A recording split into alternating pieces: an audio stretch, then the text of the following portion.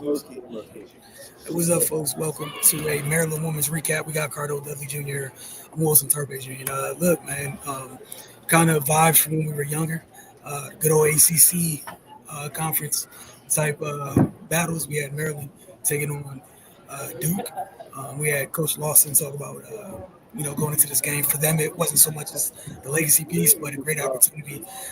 She mentioned she's DMV through and through. For those that aren't aware, for those that are aware, you guys already know. We talk about how great it is for a team. Just she's been trying to play this area since she got the job, so she was happy that she got someone to say yes, and that it was Maryland, obviously.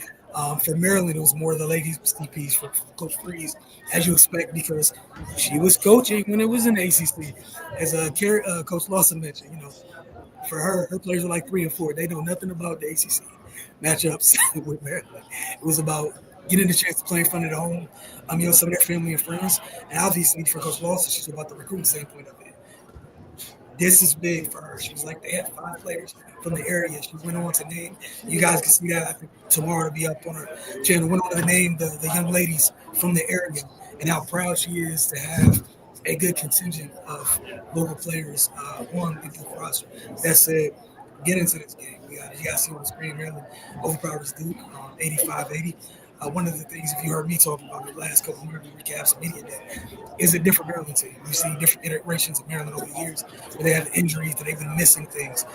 I think Maryland went into the portal and they batted 1,000 in terms of getting the things that they needed. Obviously, it's early in the year. We don't know how things are going to turn out. But in terms of having the actual pieces that they need, this might be the first time in quite a while since Coach Freeze has been here that's not a concern. You're not like, hey, I wish they had this. I wish they had that. Cardell, I think your first time seeing them live. In a great game to see them live in. But your thoughts on it?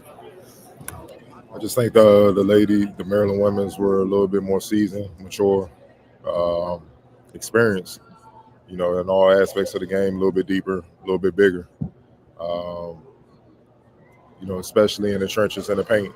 Look, we gonna talk a lot about her, don't she? She was dominant. 14 rebounds, game high.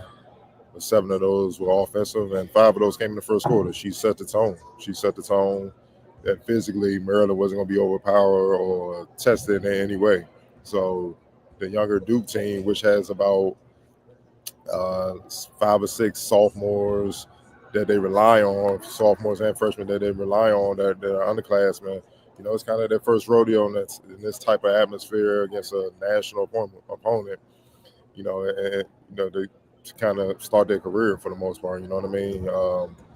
And then it was a different type of level, physicality. Look, let's just say the Maryland ladies, they understood the mission, man. Let's send a message to the rest of the country that we still here. Y'all going to have to see us too as the season progresses and whatnot. And that's what they did, man. But give credit to Duke, man. They didn't go away. They were young. They got hit in the mouth in the first quarter, a little shock, and then they adjusted, and they competed for the rest of the game. But like I said, in the fourth, the vets, man, not just Cheyenne, but Sarah, Tabi also, the leading stores on Smickle, all those ladies, they buckled down, executed, moved the ball, got the ball where it needed to be, and made plays. And that's why they were able to, even though the score is close, that was just indicative, like in the last second, Maryland just trying to get the game over with. Got a little sloppy, but I think with about a minute left or whatnot, they were up double digits. So that's more indicative of why I say they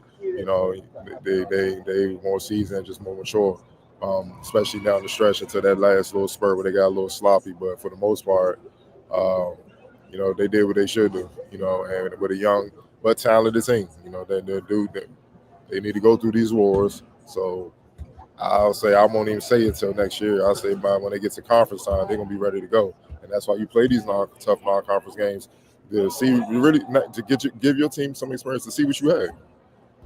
Let's be honest, man. You can have a team full of talented players, transfers, freshmen, or whatnot. And you playing subpar competition, you dominating them. That's fool's gold, because when you meet somebody that's on your level, and you're not quite ready for them. You're wondering why. And I mean, look, it's like what Bill Russell said. He was like, he made a joke about it. He's like, yeah, you beat so and so, but so everybody beat so and so. You know what I'm saying? Be somebody worthy and of quality, then you get the respect, and that's what Maryland accomplished today, man. So uh, I like what they have, man. And the thing is, they didn't even play everybody. They're very very deep. They can.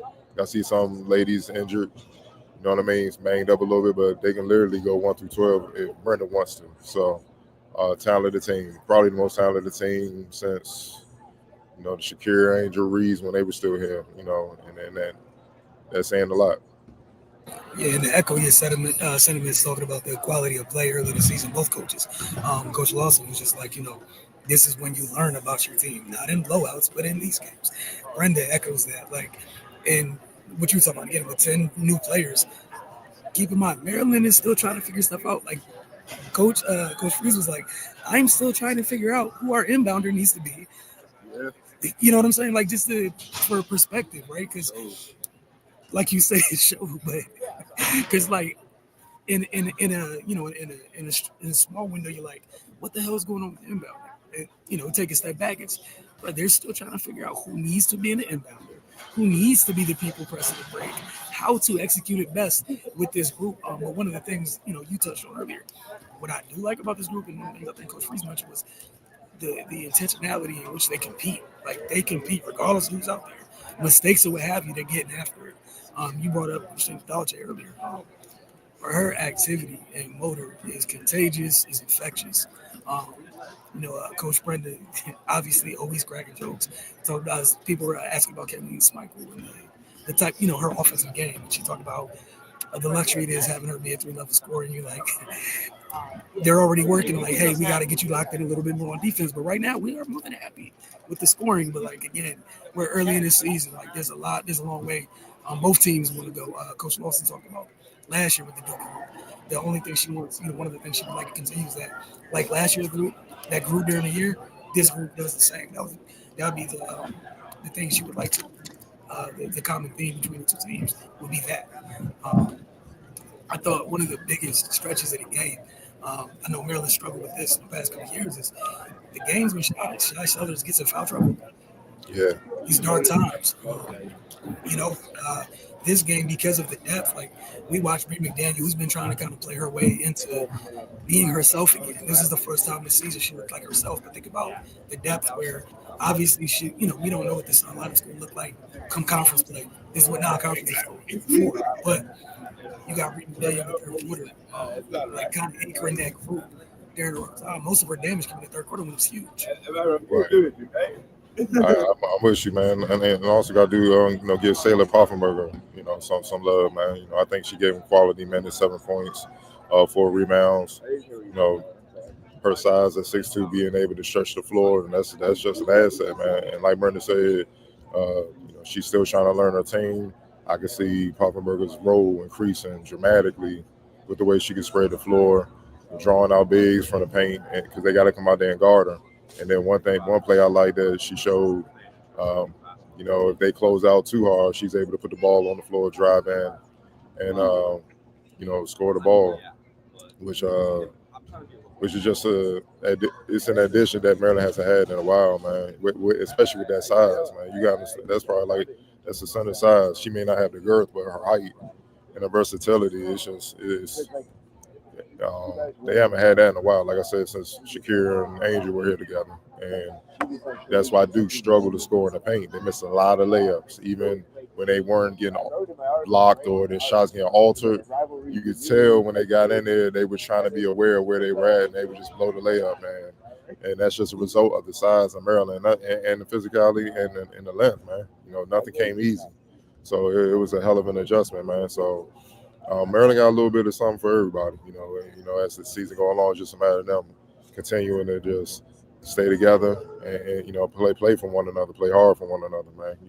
Especially during the dog days that will be here at the finals. You know how they go, late December. And conference time, you kind of get rejuvenated and you're ready to go again. You get your second win, so to speak. But yeah, they got quickness, They got versatile wings. They got bigs that could do a lot of things. They got players that can do the dirty work. They got skilled players. They got a little bit of everything, man. So deep talented roster, man. And just got to continue to see it mesh and see how it goes. And again, it's piggyback off what you talk about with the depth. You talk about like maybe one as well, depending on the night. Brenda mentioned that they like they still had room to go in terms of tapping into their depth. Like she mentioned, there's players tonight. Like we didn't see DeBerry off the bench. Like we're talking about size, right? Like they didn't go to a 6'6" big they have off the bench. Like, that is a luxury. That should be nice, like you said. When you need that, depending on, like you said, something for everybody.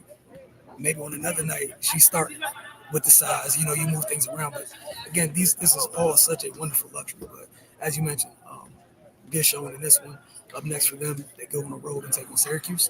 We'll see as they continue through this non-conference slate. And then, just a reminder, we got those former Pac-12 teams joining the Big Ten for some huge matchups come conference play. So non-conference schedule is that much more important. Like, get all your issues sorted.